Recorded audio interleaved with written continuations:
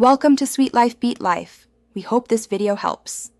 In this video, I will explain how to play Riichi Mahjong. This exciting four-player game from Japan uses 136 unique tiles. Your main goal is to assemble a winning hand consisting of 4 sets and 1 pair. Each turn, you will draw a tile and then discard one, strategically working towards your hand's completion. It's a game of skill, observation, and a little bit of luck. To form your winning hand, you need 4 sets and 1 pair. A set can be a pawn, which is 3 identical tiles, like 3 5-bamboo tiles. Alternatively, a set can be a kai, 3 sequential tiles of the same suit, such as 1, 2, 3 of characters. The remaining 2 tiles must form a pair.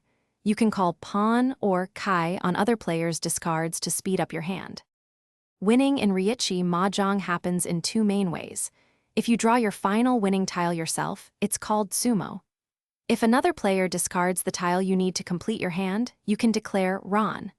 Crucially, every winning hand must include at least 1 yaku, which is a specific scoring pattern.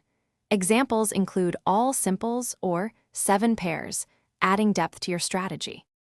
A key strategic element is the Riichi declaration.